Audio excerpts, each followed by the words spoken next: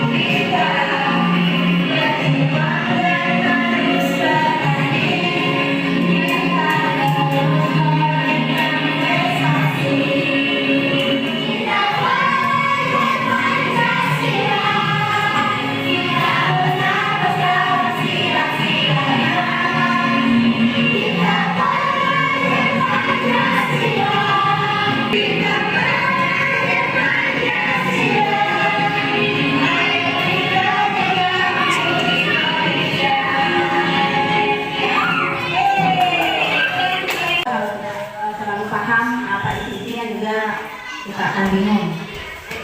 Yang pertama, apa itu proyek penguatan profil pelajar Pancasila atau P5?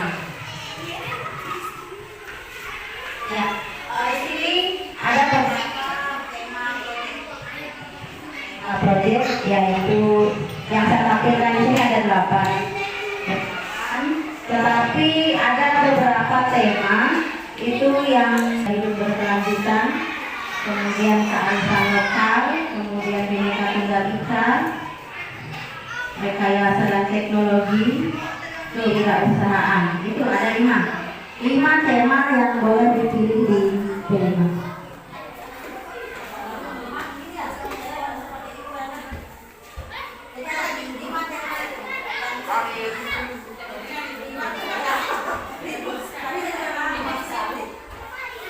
Ya.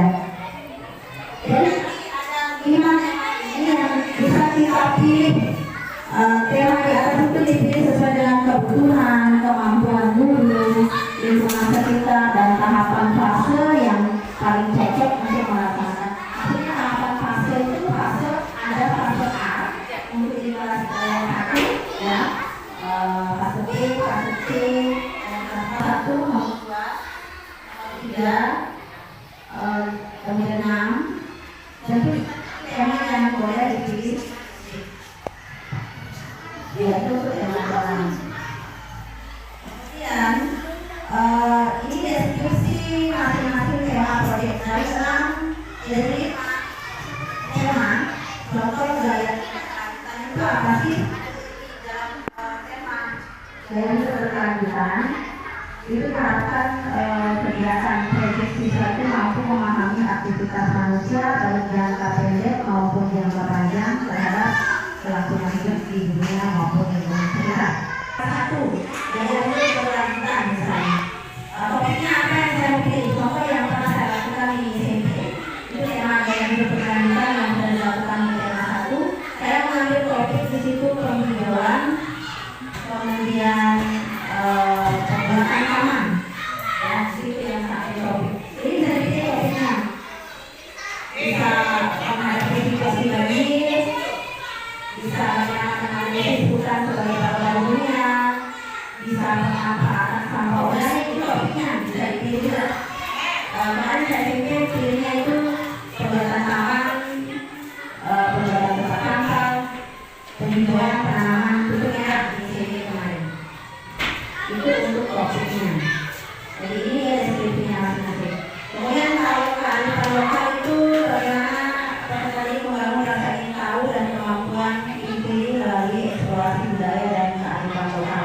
Nanti kekerasan lingkungan terhadap keberagaman serta nilai ajaran yang benar. Nah, kalau topiknya di sini biasanya perayaan Maulid Nabi itu di bulan berapa biasanya?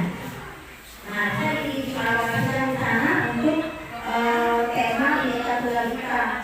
Dia punya topik perayaan hari keagamaan dalam kurung Maulid Nabi. Nah, seperti itu. Itu contohnya. Atau mungkin mengangkat isu-isu masalah perdagangan. Itu di yang setelah saya cari ternyata bangunan jualannya ini hanya tetap di SMP dan SMA. Jadi bukan di SD. Berikut tema yang kelima yaitu suara demokrasi. Ini juga hanya digunakan di SMP dan SMA. Yang keenam, kewirausahaan mengidentifikasi potensi ekonomi di tingkat lokal dan masalah yang ada. Nah, ini mulai itu tema 2 ya. Kita lanjut. Ya, selanjutnya dalam melakukan tema ada prinsip-prinsip kunci dan bersifat holistik, kontekstual, berpusat pada peserta didik. Apa itu holistik? Maksudnya tema yang kita lakukan itu kita memandang segala sesuatu secara utuh, menyeluruh, tidak terpisah. Jadi sebuah tema itu kita pengalaman keseharian. Jadi peserta didik menjadikan lingkungan sekitar sebagai realitas atau lingkungan belajar nih. Kemudian berpusat pada murid, jadi berkaitan dengan skema pembelajaran. Nah, kalau jadwal proyek, bagaimana jadwal proyek? Jadwal proyek itu ada namanya reguler. Reguler dibagi lagi, reguler harian, tapi jadwal dia masuk setiap hari itu ada keinginan. Mungkin berbeda sudah pernah lihat. Misalnya Senin ada cerita di terakhir 2 jam. Selasa ada lagi P5 2 jam pekan. Per pekan misalnya kita ambil mingguan, misalnya 2 kali seminggu. Berarti sini menggunakan 2 kali seminggu ya nanti proyeknya. Sekali seminggu. Ya reguler. Kalau dia reguler berarti misalnya contoh jam bahasa Indonesia ada 4 misalnya. Karena dia pakai P5 reguler itu berarti dijadwal bahasa Indonesia menjadi dikurang 1 misalnya menjadi 3 kalau reguler. Kalau misalnya kita gunakan jadwal blok seperti SMP gunakan jadwal blok kayak enak karena kita banyak kelas, kita ambil per semester 4 sampai 5 pekan, tapi kalau kemarin paling 2 sampai 3 pekan kita pakai untuk blok menjelang akhir semester. Kemudian jumlah jam proyek per tahun dialokasikan sesuai Permen nomor 292 ya. Semua berkebiasaan global. Apa saja elemennya ini adalah mengenal dan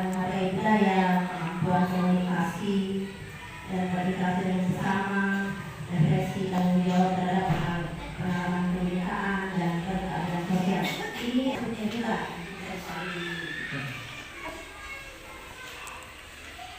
Berikutnya dimensi yang ketiga yaitu gotong royong.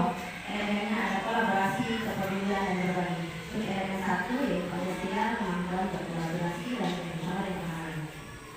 Kemudian dimensi mandiri, analisis gagasan yang berisiko dan belajar yang baik. Itu tadi ada 6 elemen dalam profil belajar Pancasila. Sebelum ini, mengapa saya tampilkan ini profil belajar Pancasila dimensi ada 6? Karena pada saat kita melakukan proyek nanti ada dimensi yang harus kita masukkan di dalam modul proyek. Ini dulu membentuk tim. Membentuk tim itu ada tanggung jawab yang pasti kepala sekolah. Masing-masing mengatakan, kita sekarang yang besok dilakukan seperti ini. Kita membuat aktivitas proyek minggu pertama ini, minggu kedua ini, dan seterusnya sampai pada akhir kita tulis C. Kita ada C guru